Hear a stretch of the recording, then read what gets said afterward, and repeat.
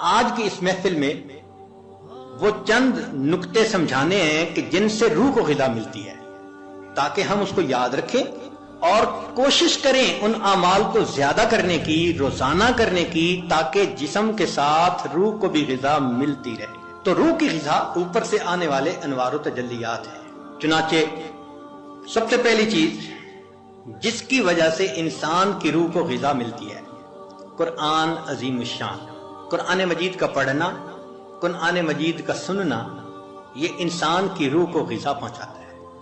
اور دلیل قرآن عظیم الشان میں سے وَإِذَا قُرِئَ الْقُرْآنُ فَاسْتَمِعُوا لَهُ وَأَنصِتُوا لَعَلَّكُمْ تُرْحَمُونَ۔ یہ ترحمون کا لفظ سند ہے، سٹیمپ لگ رہی ہے، رحمت برستی ہے، اور وہ رحمت جسم کی غذا نہیں ہے، وہ رحمت دل کی غذا ہے، روح کی غذا ہے۔ جس قرآن مجید کو سننے سے رحمت برستی ہے، اس کو پڑھنے سے کتنی رحمت برستی ہوگی۔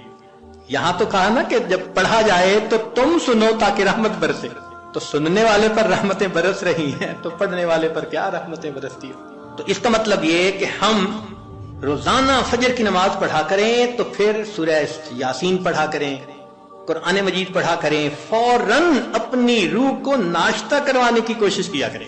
اس لیے ابن تیمیہ رحمۃ اللہ علیہ فجر کے بعد اشراق تک مسجد میں بیٹھے رہتے تھے۔ لوگ کہتے تھے کیا وجہ ہے، آپ نے ناشتہ نہیں کرنا؟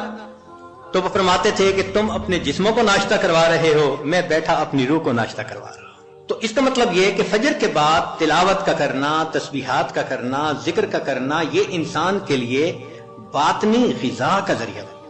ہم میں سے کتنے ہوں گے جو اس کی باقاعدگی کرتے ہیں؟ الا ماشاء اللہ، معمولی نہیں، یعنی کھانے پینے کا تو معمول ہے، گھر کا بچہ بھی بتا دے گا اتنے بجے ناشتہ ہوتا ہے، اتنے بجے دوپہر کا کھانا اور اتنے بجے رات کا کھانا، لیکن روحانی غذا کا معمولی نہیں۔ تو معمول بنانا ضروری ہے۔ جتنے لوگ اولیاء بنے اس دنیا میں، یہ وہ لوگ تھے جو معمولات کرتے تھے باقاعدگی کے ساتھ، تب ان کو وہ نعمت نہیں ملی۔ اتفاقاً نہیں کوئی ولی بن جاتا، اس کے پیچھے محنت ہوتی ہے، تب اللہ کی رحمت متوجہ ہوتی ہے۔ تو معلوم ہوا کہ ہم تہجد میں اٹھیں، فجر سے پہلے یا فجر کے بعد اس نیت سے یہ اعمال کریں کہ یہ چیز ہمارے لیے روح کی غذا بنے۔ ہمارے اکابر جب دن کے کام کاج سے فارغ ہوتے تھے تو مصلی پہ آ جاتے تھے، رات گزار دیتے تھے مصلی کے اوپر۔ ان کو رات کے اندھیرے کا اس طرح انتظار ہوتا تھا جس طرح دلہا کو دلہن سے ملنے کے لیے رات کا انتظار ہوا کرتا تھا، ایسے وہ رات کے منتظر رہا کرتے تھے۔ عشاء کے وضو سے فجر کی نماز پڑھنا، رات کا بیشتر حصہ نوافل میں کھڑے رہنا، حتیٰ کہ ہمسائے کے لڑکے بچے ان کو چھت کے اوپر ایک مینارہ سمجھا کرتے تھے۔ تو اتنا تو وہ اللہ کی یاد کیا کرتے تھے نا، قرآن پڑھا کرتے تھے۔ اور ہمارے قریب کے زمانے کے بزرگوں کا معمول ایک منزل روزانہ کا۔ اس عاجز کے والد صاحب حافظ نہیں تھے، مگر پوری زندگی ایک منزل روزانہ پڑھنا ان کا معمول تھا۔ ہم نے بچپن سے لے کے اپنے بال سفید ہونے تک اپنے والد کو ہر جمعرات کو ختم قرآن کرتے دیکھا، ہر جمعرات کو ان کا ختم ہوتا تھا، ناظرہ پڑھتے تھے، تو معمول تھے ان کے۔ ہم بھی سوچیں اس کے اوپر کہ ہمارا بھی کوئی دن قرآن مجید کی تلاوت کے بغیر نہ گزرے۔ زیادہ نہیں کر سکتے تو چلو تھوڑا صحیح، مگر کریں تو صحیح نا۔ یہ تو نہیں کہ کئی دن گزر جاتے ہیں قرآن مجید کئی گھروں میں کھولنے والا ایک بھی نہیں ہوتا۔ اخبار روز پڑھا جاتا ہے، ٹی وی روز دیکھا جاتا ہے، اور انٹرنیٹ کی مصیبت تو 24 گھنٹے کھلی رہتی ہے۔ اگر نہیں کھلتا اللہ کا قرآن، تو اپنی روح کو غذا پہنچانے کے لیے ہمیں قرآن مجید کی تلاوت کا معمول روزانہ لازماً پورا کرنا چاہیے۔ بس یہ نیت کریں کہ ناشتہ چھوٹتا ہے تو چھوٹ جائے، قرآن مجید کا معمول نہ چھوٹے، اس پابندی کے ساتھ۔ اچھا صبح نہیں پڑھ سکے تو شام پڑھ لیں۔ نبی علیہ الصلوۃ والسلام کی تو ماشاءاللہ سنت ہی یہی ہے۔ کچھ صورتیں ہیں جو صبح پڑھنا مسنون ہے، کچھ ظہر کے بعد، کچھ مغرب کے بعد، کچھ عشاء کے بعد سونے سے پہلے۔ حدیث پاک میں آتا ہے نبی علیہ السلام سونے سے پہلے سورہ ملک پڑھا کرتے تھے۔ یہ کیا چیز تھی؟ جیسے آپ کچھ دیر کے بعد نا کینڈی کھا رہے ہوتے ہیں، بسکٹ کھا رہے ہوتے ہیں، فلاں چیز کا، یہ اسی طرح ہے کہ معمول ساتھ ساتھ چلتا رہتا ہے، روح کو غذا ملتی رہتی ہے۔ تو جتنی مسنون صورتیں ہیں یاد کریں اور ان کو دن کے مختلف اوقات میں پڑھنے کی عادت بنا لیں، از خود غذا ملتی جائے گی۔ اور جو حافظ قرآن ہوں ان پر تو اللہ کی خاص رحمت، وہ اپنی منزل کے حساب سے پڑھیں، ہمارے اکابر تو ایک ایک آیت پڑھتے تھے، پوری پوری رات گزار دیتے تھے۔ پہلے یہ بات ذرا عجیب لگتی تھی کہ ایک آیت پڑھتے پوری رات، پھر ایک چیز نکل آئی جس کا نام ہے چنگم۔ ہم نے بعض بچوں کو دیکھا کہ جتنی دیر بیٹھے ہیں منہ چل رہا ہے، پوچھا بھئی یہ کیا مسئلہ ہے؟ کہنے لگے جی بس یہ چنگم ہے، اس کو چبانے میں مزہ آتا ہے۔ بھئی اگر ایک ایک گھنٹہ ایک ہی چیز کو چبانے کا مزہ یہ پا رہے ہیں تو ہمارے اکابر بھی ایک ایک آیت کو بار بار پڑھ کر کندے مکرر کا مزہ لیا کرتے ہیں، ان کو بھی مزہ آتا تھا۔ تو پہلی چیز جس سے ہم نے اپنی روح کو غذا پہنچانی ہے وہ کیا چیز ہے؟ قرآن مجید کی تلاوت کرنا۔ صرف ثواب کی نیت نہیں ہونی، ثواب تو ملے گا، یہ بھی نیت ہونی ہے کہ میں نے اس کو آداب کے ساتھ، توجہ کے ساتھ اس طرح پڑھنا ہے کہ اللہ کی رحمتیں برسیں اور میرے دل کی ظلمت کو دھو دیں۔ دوسری چیز جس سے کہ انسان کے اوپر اللہ کی رحمت برستی ہے اس کو کہتے ہیں استغفار۔ استغفر اللہ ربی من کل ذنب واتوب الیہ۔ قرآن مجید میں اللہ رب العزت نے حکم فرمایا واستغفر اللہ، استغفار کرو۔ ہمارے اکابر یہ معمول بتاتے ہیں روزانہ، استغفر اللہ ربی من کل ذنب واتوب الیہ۔ اس کو دن میں کم از کم 100 مرتبہ صبح، 100 مرتبہ شام، زیادہ وقت ہو تو 200 مرتبہ بھی پڑھ سکتے ہیں۔ مگر جب پڑھ رہے ہوں تو ذرا اپنے گناہوں پر ندامت بھی دل میں محسوس کریں۔ یہ نہ ہو کہ زبان پہ استغفار چل رہا ہے اور دن میں گناہوں کے خیال چل رہے ہیں۔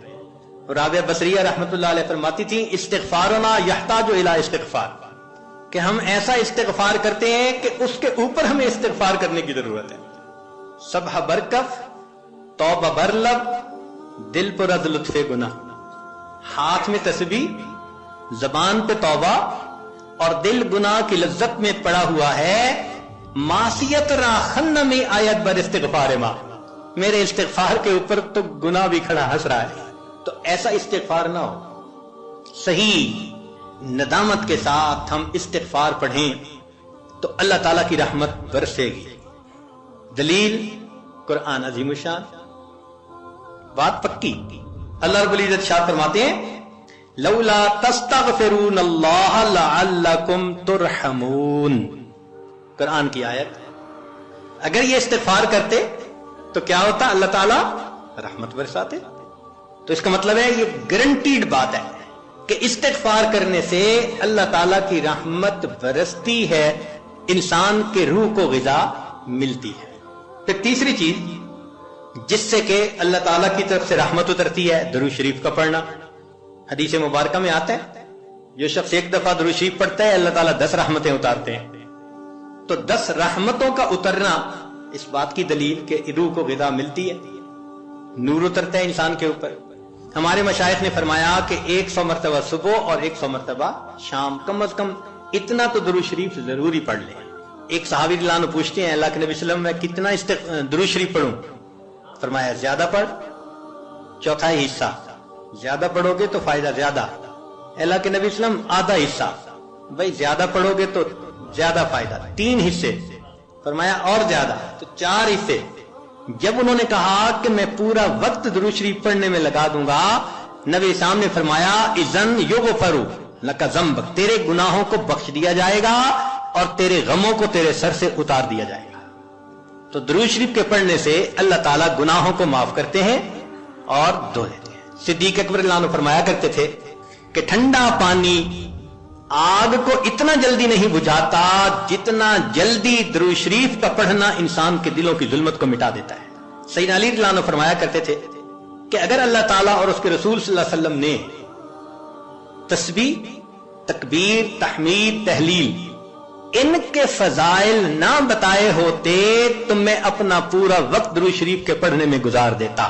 تو ہم بھی درود شریف پڑھیں، کم از کم 100 مرتبہ صبح اور 1 مرتبہ شام۔ اس سے کیا ہوگا کہ دل کو غذا پہنچ جائے گی۔ چوتھی چیز اللہ کا ذکر کرنا، ذکر لسانی یا ذکر قلبی، جیسا بھی معمول ہو، ذکر کے کرنے سے اللہ تعالیٰ کی رحمت اترتی ہے۔ اور حدیث پاک سے دلیل نزلت علیہم السکینہ، ان کو رحمت ڈھانپ لیتی ہے، ملائکہ آ جاتے ہیں ان کے اوپر۔ یہاں لوگ مل بیٹھتے ہیں مختلف جگہوں سے آئے ہوئے اللہ کو یاد کرنے کے لیے، تو ذکر کرنے سے سکینہ کا نازل ہونا بھی اس بات کی دلیل کہ انسان کے دل کو غذا ملتی ہے. ذکر سے ذات کی محبت بھی پیدا ہوتی ہے. جتنا جس چیز کا تذکرہ زیادہ کریں اتنا اس سے محبت ہوتی ہے. تو کثرت ذکر کا حکم اس لیے کہ اس سے اللہ رب العزت کی محبت انسان کے دل میں پڑتی ہے. یہ نغمہ فصل گلو لالا کا نہیں پابند، بہار ہو کے خزاں لا الہ الا اللہ. ہمیشہ ذکر کرنا ہے، ہر وقت کرنا ہے. موسموں کے بدلنے کا اس پہ اثر نہیں ہوتا. اس لیے ہمارے اکابر صبح شام کا کچھ وقت تھا جس میں تنہائی میں بیٹھ کے اللہ کا ذکر کثرت کے ساتھ کیا کرتے تھے. پھر پانچویں چیز جس سے کہ انسان کے اوپر رحمت اترتی ہے وہ ہے اتباع سنت. جتنا ہر عمل سنت کے مطابق ہوتا جائے گا اتنا اللہ کی رحمت ہم پہ برستی جائے گی. جتنا ہر عمل سنت کے مطابق. اس لیے ہمارے سلسلہ عالیہ نقشبندیہ میں بیعت ہونے کے بعد پہلا کام یہی بتاتے ہیں، ہر کام کو سنت کے مطابق کرنا ہے. سر کے بالوں سے لے کے پاؤں کے ناخنوں تک اپنے آپ کو سنت کے مطابق ڈھالنا ہے. کیوں؟ ایک تو اجر ہے، ایک قرب ہے، اللہ کی محبوبیت ملتی ہے، اور تیسرا یہ چیز انسان کے روح کی غذا بھی ہے. دلیل قرآن عظیم الشان میں سے ارشاد فرمایا اطیعوا اللہ والرسول لعلکم ترحمون. اللہ اور اس کے رسول کی اطاعت کرو تو کیا ہوگا؟ تمہارے اوپر رحمت برسے گی. تو اتباع سنت سے بھی انسان پر رحمت برستی ہے. پھر چھٹی چیز اہل اللہ کی صحبت اختیار کرنا. قرآن مجید میں تو حکم دیا گیا یا ایھا الذین آمنوا اتقوا اللہ وکونوا مع الصادقین. یہ کونوا حکم ہے، اور حدیث پاک میں بھی حکم دیا گیا. نبی علیہ السلام نے ارشاد فرمایا علیکم بمجالسۃ العلماء واستماع کلام الحکماء فإن اللہ تعالی یحیی القلب المیت بنور الحکمہ کما یحیی الارض المیت بماء المطر. کہ جس طرح بارش کے اترنے سے اللہ مردہ زمین کو زندہ کر دیتے ہیں، اسی طرح اہل اللہ کی حکمت بھری باتوں سے اللہ دلوں کو زندہ فرما دیتے ہیں. تو دلوں کو غذا کا ملنا حدیث سے ثابت.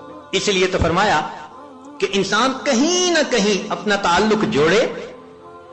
مجدد ثانی رحمۃ اللہ فرماتے ہیں کہ ان مشائخ کی نظر شفا اور ان کا کلام کیمیا ہے.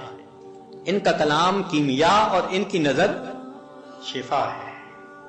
ہے وہی تیرے زمانے کا امام برحق، ہے وہی تیرے زمانے کا امام برحق جو تجھے حاضر و موجود سے بیزار کرے، دے کے احساس زیاں تیرا لہو گرما دے، فقر کی شان چڑھا کر تجھے تلوار کرے. تو یہ مشائخ کی صحبت میں اسی مرحوم رحمۃ اللہ فرماتے ہیں گر تو سنگے خارہ مرمر شوی چوب صاحب دل رسی گوہر شوی. چنانچہ علماء نے لکھا ہے کہ ایسے مشائخ جن کو دیکھ کے اللہ یاد آئے، ان کی صفت ہوتی ہے رویتہ شفا و موعظتہ دوا. ان کی رویت شفا ہوتی ہے اور ان کی بات انسان کے لیے دوا ہوتی ہے. بلکہ فرمایا ينتفع برؤیتہ قبل روایتہ. یہ ایسے لوگ ہوتے ہیں ان کی روایت سے پہلے رویت سے ہی فائدہ ہو جاتا ہے بندے کو. ساتویں چیز جس سے کہ انسان کے دل پر نور اترتا ہے وہ ہے تقوی کو اختیار کرنا. اس لیے ہمارے مشائخ جہاں اتباع سنت کا تلقین کرتے ہیں وہاں ساتھ گناہوں سے بچنے کا بھی حکم دیتے ہیں. بھئی گناہوں سے اپنے آپ کو بچاؤ، اور گناہوں سے بچنا، مشتبہات سے بچنا، اسی کا نام تقوی ہے. جتنا تقوی اختیار کریں گے اتنا اللہ کی رحمت برسے گی. جی تقوی اختیار کرنے سے بھی رحمت برستی ہے. وہ کیسے؟ دلیل قرآن عظیم الشان. قرآن مجید کی آیت ہے، اللہ ارشاد فرماتے ہیں واتقوا اللہ لعلکم ترحمون.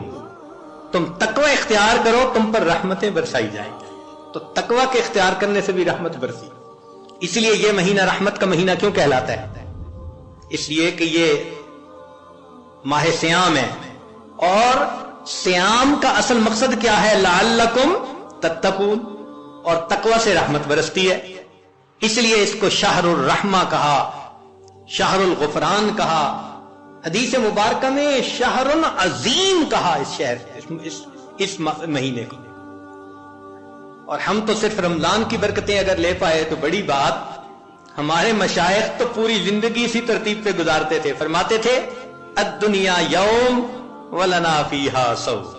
دنیا ایک دن کی ہے اور ہم نے اس ایک دن میں روزہ رکھا ہوا ہے، یعنی گناہوں سے بچنے کا روزہ، یہ مقصد تھا ان کا، پوری زندگی اسی طرح گزار دیتے تھے۔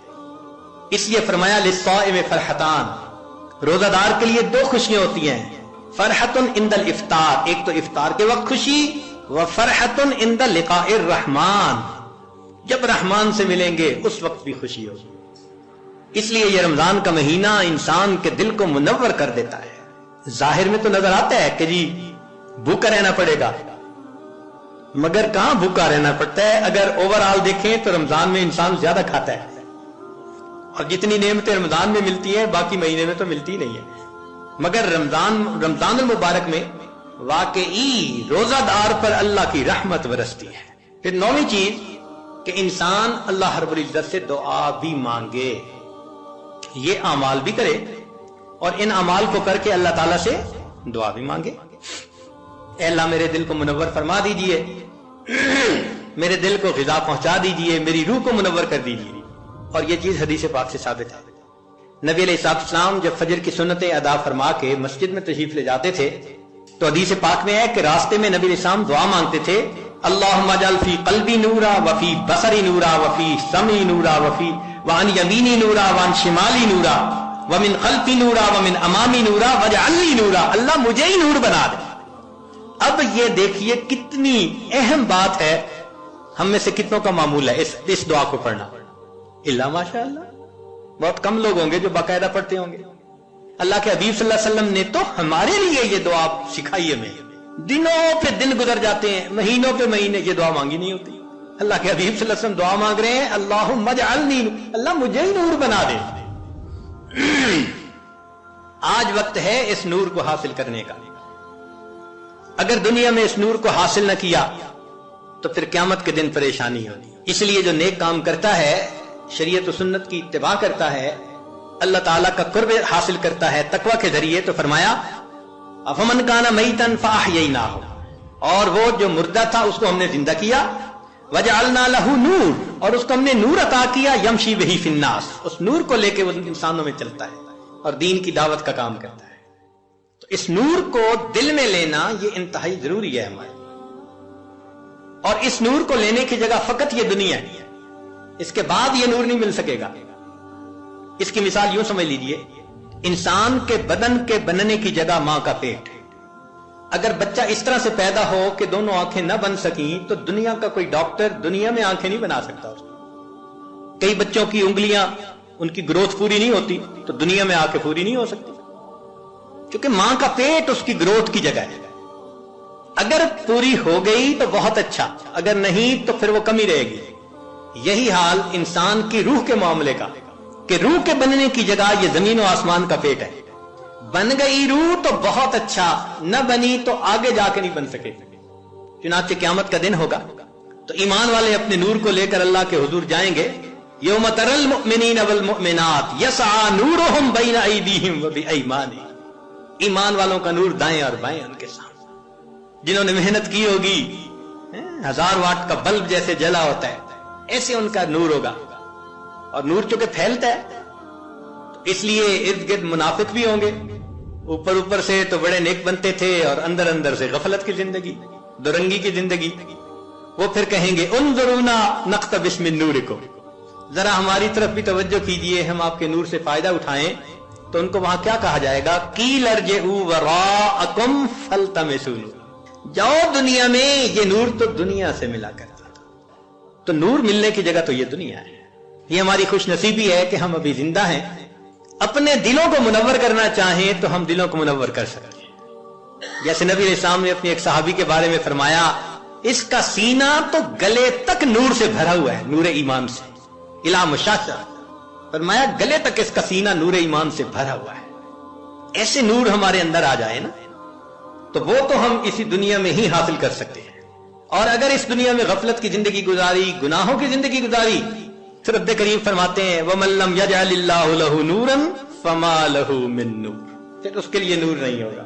تو ہم یہاں پر اعتکاف کے لیے جو حاضر ہوئے تو بدن کو غذا پہنچانے کے لیے نہیں، بدن کو غذا تو انسان کو ہمیشہ اپنے دیش میں، اپنے گھر میں بہتر پہنچ جاتی ہے، یہاں حاضر ہوئے ہیں اپنی روح کو غذا پہنچانے کے لیے۔